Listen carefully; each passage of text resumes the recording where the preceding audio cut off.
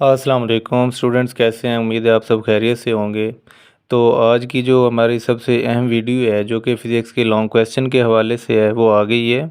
इसके अंदर इस वीडियो के अंदर हम डिस्कस करेंगे कि फ़िज़िक्स के जो लॉन्ग क्वेश्चंस हैं चैप्टर वाइज़ और कौन कौन से इसके अंदर जो प्रॉब्लम्स हैं वो इम्पोर्टेंट है, उनको हम डिस्कस करते हैं। तो चैप्टर नंबर जो 2 है स्टूडेंट्स, उसके अंदर आपके पास जो है फर्स्ट सेकंड और जो थर्ड इक्वेशन है वो बहुत इंपॉर्टेंट है। ठीक है, इनमें से ही कोई लॉन्ग क्वेश्चन के तौर पे आती है और इसमें से जो न्यूमेरिकल्स हैं ये आपको नज़र आ रहा होगा इसके अंदर।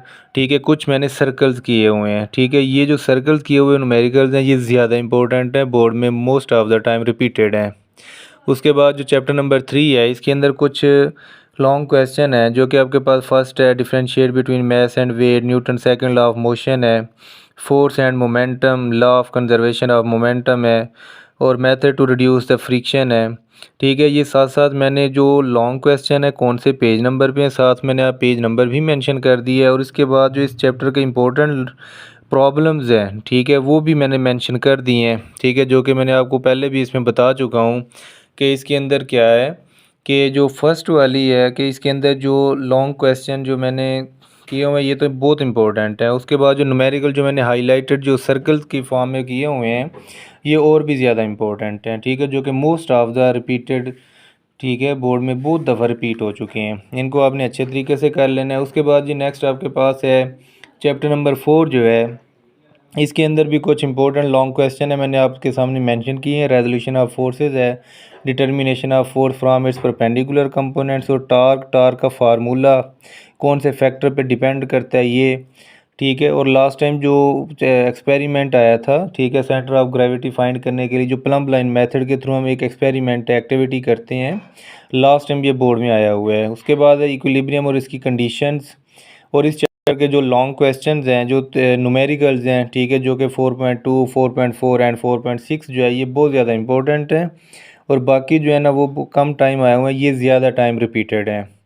उसके बाद चैप्टर नंबर 5 जो है लॉ ऑफ ग्रेविटेशन और mass of earth orbital velocity, तो ये लॉन्ग क्वेश्चन बनते हैं इसके अंदर, लेकिन इसमें से जो ज़्यादा इंपॉर्टेंट है वो मास ऑफ अर्थ है।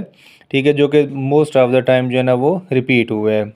उसके बाद इसके अंदर जो लॉन्ग क्वेश्चन है जो कि प्रॉब्लम्स हैं ठीक है वो 5.7 से लेके 5.10 तक बहुत इंपॉर्टेंट हैं। लास्ट टाइम जो न्यूमेरिकल आया था वो 5.10 वाला आया था चैप्टर 5 से। तो ये क्योंकि शॉर्ट स्टेटमेंट्स हैं तो इनको बहुत अच्छे तरीके से आप कर लीजिएगा, क्योंकि इससे पहले 2016 से लेके 2023 तक जो है कोई भी इस चैप्टर में से न्यूमेरिकल नहीं आया था, लेकिन लास्ट ईयर जो है इस चैप्टर में से न्यूमेरिकल भी आ गया था। तो लिहाजा आपने इसके न्यूमेरिकल भी साथ जो है ना वो कर लेने हैं, जो मैंने मेंशन किए हैं ये ज़रा इंपॉर्टेंट हैं। उसके बाद चैप्टर नंबर 6 है, इसके अंदर आपके पास है जी काइनेटिक एनर्जी के हवाले से है जो कि बहुत इंपॉर्टेंट लॉन्ग क्वेश्चन है, और केमिकल एनर्जी, तो उसके बाद fossil fuel, solar cell and solar panel है, एनर्जी फ्रॉम बायोमास। लेकिन इस चैप्टर के अंदर जो मोस्ट इंपॉर्टेंट क्वेश्चन है वो काइनेटिक एनर्जी है, और उसके बाद जो फॉसिल फ्यूल है वो बहुत इंपॉर्टेंट है। उसके अलावा न्यूमेरिकल 6.4, 6.6 एंड 6.9 ठीक है ये बहुत इंपॉर्टेंट है जो कि रिपीट हुए हैं मोस्ट ऑफ द टाइम।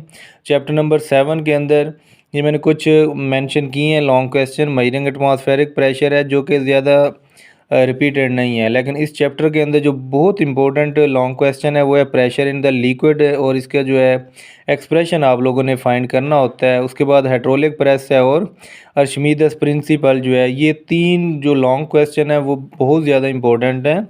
और उसके अलावा Archimedes principle, Young's modulus, ships and submarine ये किस तरीके से चलती हैं, किस तरीके से इनका वर्किंग प्रिंसिपल है, ये भी आया हुआ है। और उसके बाद इसके जो न्यूमेरिकल मैंने हाईलाइट किए हैं 7.5, 6, 7, 9, 10, 11, 12 ये बहुत इंपॉर्टेंट हैं।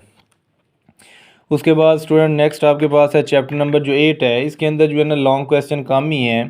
ठीक है, इसके अंदर स्पेसिफिक हीट कैपेसिटी के हवाले से है, और इसके अंदर जो large specific heat capacity of the water है ठीक है उसकी इंपॉर्टेंस पूछी जाती है कि क्या कहाँ कहाँ का पेस तो इसको इस्तेमाल किया जा सकता है। ठीक है, इसकी क्यों वाटर जो है ना यूज़ किया जा रहा है। उसके बाद इवेपोरेशन एंड इट्स फैक्टर, ये लॉन्ग क्वेश्चन है। लीनियर और वॉल्यूमेट्रिक थर्मल एक्सपेंशन, तो इस चैप्टर के अंदर जो है ना ये लॉन्ग क्वेश्चन बनते हैं। और उसके अलावा 8.4, 8.6 एंड 8.9 जो आपके पास प्रॉब्लम्स हैं वो ज़्यादा इंपॉर्टेंट हैं। बाकी जो कम टाइम रिपीट हुई हैं वो मैंने वैसे लिख दी हैं साथ, वो आप देख सकते हैं।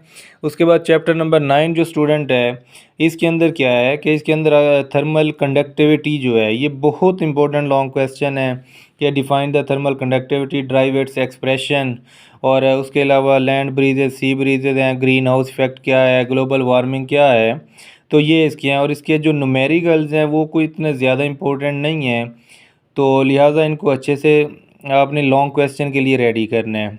और लास्ट आपको वो जो ट्रिक्स थी मैंने लास्ट टाइम भी डिस्कस की थी कि आपने एक्सरसाइज शॉर्ट क्वेश्चन को मस्ट करना है, उनमें से 50 to 60% पेपर आना है आप लोगों का।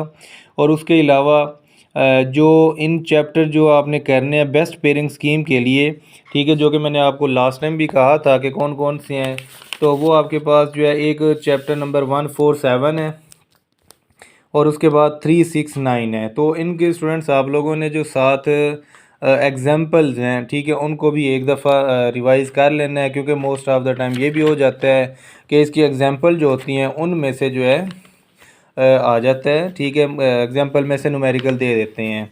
तो इससे आपकी तैयारी जो है ना बेहतर हो जाएगी। और एट द एंड, ठीक है, उम्मीद है आपको इसके बारे में समझ आ गई होगी। और एट द एंड जो है ना इस चैनल को सब्सक्राइब कर दे ताकि मोर वीडियो जितनी भी आती रहें आपको टाइम पे मिलती रहें। Thank you. अल्लाह हाफिज़।